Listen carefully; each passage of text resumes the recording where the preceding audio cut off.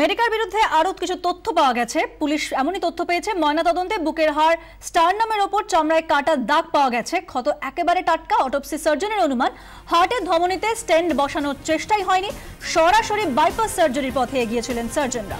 Sternum বা বুকের হাড় আড়াআড়ি কেটে থোরাক্স বা পাঁজরের খাঁজা খোলা হয়, তারপর হয় বাইপাস সার্জারি। কিন্তু রোগী ক্রিটিক্যাল হওয়ায় বাইপাস সার্জারিও হয়নি, তড়িঘড়ি স্টারনামের ওপরে চামড়া সেলাই করা হয়। সেই ক্ষত এখনো শুকোয়নি।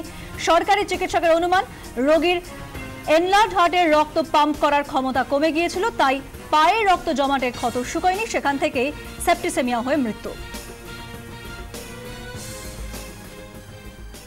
আমাদের সঙ্গে রয়েছেন ডক্টর দাস।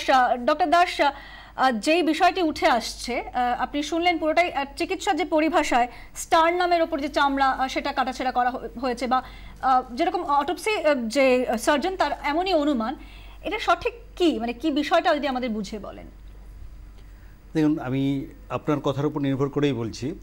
অটোপসি সার্জন ঠিক অটোপসি রিপোর্টে এবং আমরা অটোপসি সার্জন যা বলেছেন সেটা অনুযায়ী আমাদের এই তথ্যটা আমরা পেয়েছি। সেটা যদি রিপোর্টে তাই থেকে থাকে, যদি কাটা থেকে থাকে, কাটা মিনস আমরা বলি বিভিন্ন ধরনের কাটাটা, সেটা চামড়ার নিচ থেকে আরম্ভ করে মাংসপেশি থেকে আরম্ভ করে হাড় বা তার ভেতরে যাও, তাকেই আমরা কাটা বলি।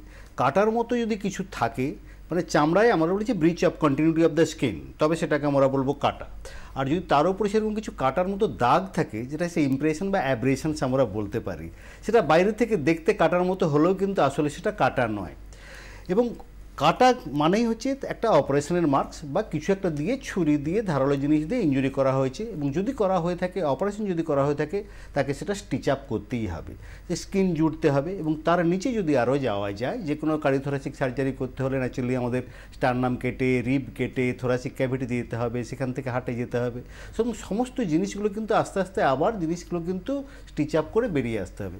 এগুলো অটোপসি সার্জন ঠিক দেখে তার পোস্টমর্টম রিপোর্টে ওটাকে ঠিক কাটা বলেছেন কি না, এবং সেটা যদি কাটা হয়ে থাকে কতদূর অবধি গেছে, সেই জিনিসটা কিন্তু বলতে হবে। তবেই বলা যেতে পারে যে হ্যাঁ, যে কার্ডিওথোরাসিক সার্জন বা হার্ট সার্জনের একটা ইন্টেনশন ছিল যে হার্ট অবধি গিয়ে একটা হার্টের অপারেশন করা।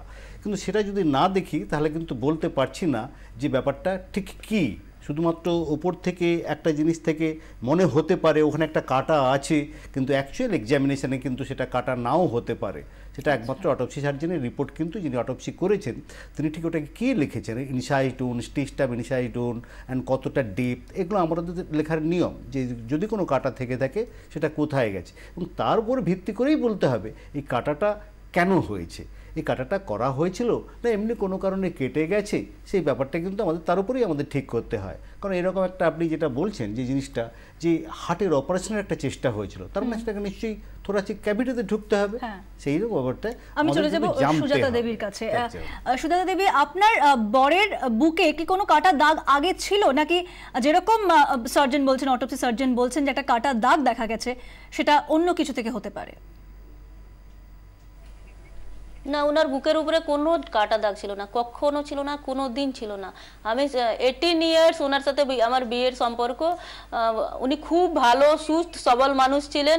3 মাসে আমি সব কটা রিপোর্ট করাতাম, ওনার সব রিপোর্টগুলো ভালো ছিল, ব্লাড এভরিথিং ওয়াজ ওকে, কোনো কিছুই প্রবলেম ছিল না। উনি হেঁটে হেঁটে হাসপাতালে গেছিলেন, তারপর উনি ওই এরম হলো, ওনার বডি হয়ে বাপাস ফিরেছেন। বুকের কাটা দাগের কথা আপনারা কিছু জানতেন, অর্থাৎ হাসপাতাল থেকে কিছু বলা হয়েছে?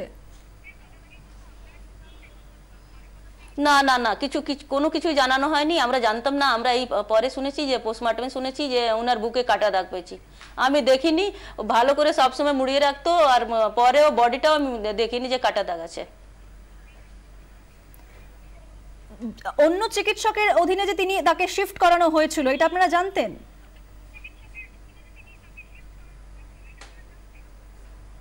কি, যে ডাক্তারের আন্ডারে ভর্তি করানো হয়েছিল, তারপর অন্য একজন ডাক্তারের কাছে শিফট করানো হয়েছিল, এটা আপনারা জানতেন? না না, আমি এটা জানতাম না। আমি সুনীপ ব্যানার্জির কাছে আমরা ভর্তি করিয়েছিলাম। আমি এটা ভাবছিলাম যে সুনীপ ব্যানার্জি এই ট্রিটমেন্ট করছে, আর আমি ওনাকে ভগবান মেনে বলেছিলাম যে আপনি যা করবেন, যত টাকা লাগবে, আমার টাকা পয়সা কোনো ব্যাপার নেই, যা ভালো হোক ওইটা করুন, আমি জাস্ট আমার মানুষকে বাপস ফিরে পেতে চাই। খুব স্বাভাবিক। উনি যে ছুটিতে গিয়েছিলেন ওই ডক্টর ব্যানার্জি, সেটা কি আপনি জানতেন? সেটা কি আপনাদের ইনফর্ম করা হয়েছিল?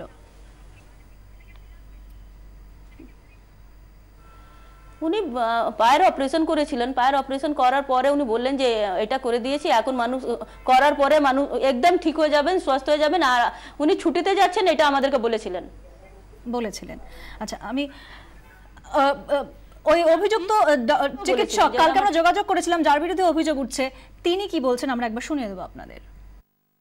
এটা সাধারণ অ্যাঞ্জিওপ্লাস্টি নয়, it is a angioplasty on the patient যার হার্ট অলরেডি বন্ধ হয়ে গেছে, হু ওয়াজ ডেড, এবং তাকে রিসাসিটেট করা হয়েছে এমার্জেন্সিতে বাই কার্ডিয়াক মেসেজ এবং মাল্টিপল শক।